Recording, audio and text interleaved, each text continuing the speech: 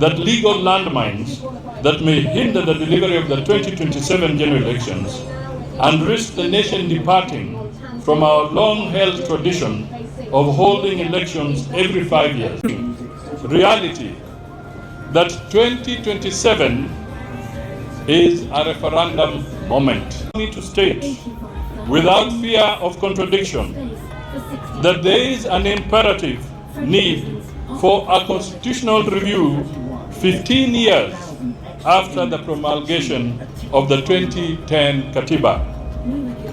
As your leader and son, I must speak the truth about a looming constitutional storm.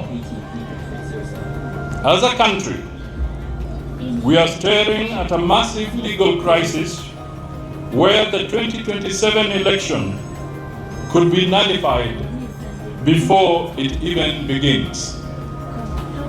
Our 2010 Constitution demands boundaries review every 8 to 12 years. Our deadline was March 6, 2024. Here is the catch. You cannot have a boundary review without a valid national census. The 19th census was nullified in 3 counties, namely Mandera, Wajir, and Garissa. The court ordered a mini census for the 3 counties to be conducted by January 2026, yani mwezi ujao. So, here are the issues.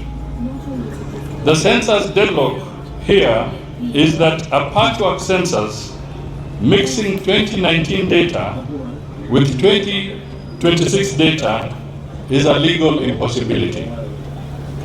There will be no valid population data.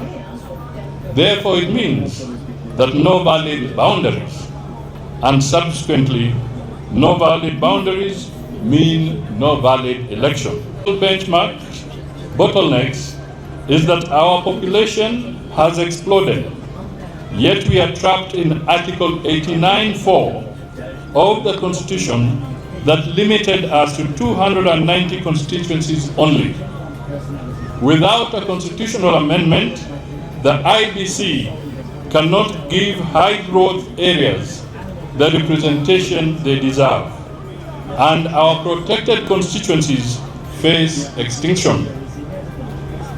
At the county level, there is equally a serious conflict between the 2010 Constitution that allows IBC to name, rename, reduce or increase county wards, when the County Government Act limits wards to 1,450 only. This again traps us into providing fresh wards to cater for the increased population and needs for resources closer to our people. Having noted that legal landmines that may hinder the delivery of the 2027 general elections and risk the nation departing from our long-held tradition of holding elections every 5 years, allow me to also bring forth more reasons for a beckoning reality that 2027 is a referendum moment. Through Kenya's National Dialogue Committee, NADCO, formed for bipartisan talks on electoral and governance reforms, identified issues that only you can resolve via a referendum. And you remember NADCO was formed jointly also with the entire opposition, including the late Raila Amolo Odinga.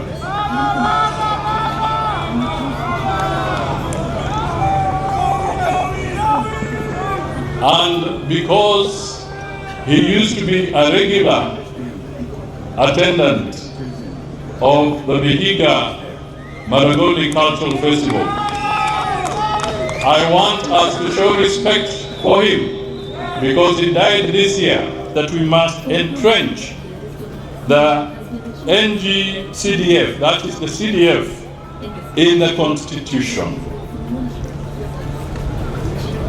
So courts can never again threaten the bursaries of our children. I here add with conviction that we need also to introduce a need for a unified face of Kenya in government. We must formalize the office of the Prime Minister and the leader of the official opposition to ensure that every region sees its face in the mirror of government.